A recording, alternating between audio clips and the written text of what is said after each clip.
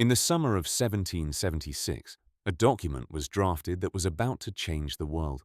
It declared a truth to be self-evident, that all men are created equal, with unalienable rights to life, liberty, and the pursuit of happiness. But the man who penned those powerful words, Thomas Jefferson, would soon return home from Philadelphia to Monticello, a plantation where he enslaved, throughout his life, more than 600 human beings. And that is America's great contradiction. A nation founded on a paradox, a promise of liberty that existed right alongside the brutal reality of slavery. This wasn't just a flaw in the system, it was a foundational principle, creating a legacy of inequality the United States has been wrestling with ever since.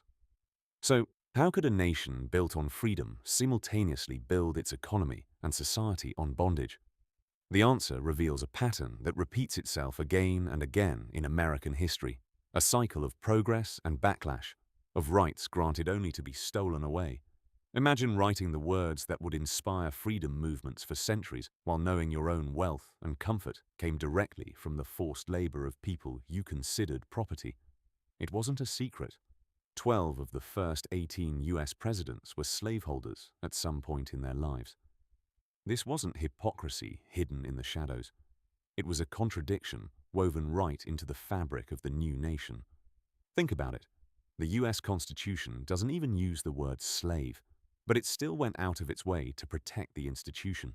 It included a fugitive slave clause, which forced the return of escaped individuals to their owners, and the Three-Fifths Compromise, which counted an enslaved person as a fraction of a human being, just to give southern states more political power.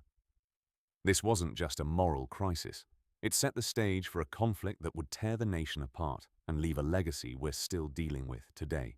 The United States was a radical experiment in democracy, but right from the start, it was a democracy built for a select few. For many, those stirring ideals of liberty were just a distant dream. For the founders, liberty and slavery were tragically tangled together.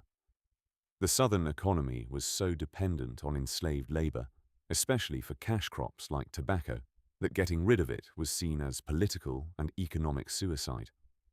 In a twisted way, the very stability provided by enslaved labor helped give rise to a republic built on the ideal of freedom, at least for property-owning white men. But this contradiction wasn't lost on everyone. Inspired by the very same revolutionary words their enslavers were using, enslaved people resisted. They staged revolts, slowed down their work, and escaped to find freedom. Even some founding fathers saw how wrong it was. John Jay wrote, "To contend for liberty and to deny that blessing to others involves an inconsistency not to be excused." Jefferson himself called slavery an abominable crime and predicted it would bring divine justice. Yet he only freed a handful of the hundreds of people he enslaved over his lifetime. The Constitution has been called a masterclass in compromise, but those compromises came at a devastating human cost. Provisions like the Slave Trade Clause, which blocked Congress from banning the importation of enslaved people until 1808, were put there specifically to appease the southern states. The document even gave the federal government the power to put down domestic insurrections, which was code for slave revolts. These legal protections didn't just let slavery continue, they made it stronger. This created a deep political and economic crack between the North and South, a crack that would eventually split the country in two. The Civil War and the 13th Amendment finally offered a chance to fix America's founding contradiction. The era we call Reconstruction, from 1865 to 1877, was a brief, brilliant, and ultimately tragic moment of what could have been. For the first time, the nation took huge steps toward building a real multiracial democracy. The 14th Amendment promised citizenship and equal protection under the law, and the 15th Amendment gave black men the right to vote. The results were nothing short of revolutionary. Over 1,500 African-American men were elected to public office, from state legislatures all the way to the US Congress. Black communities built their own schools, churches, and other institutions. It was a massive political and social shift, a laudable experiment in interracial democracy.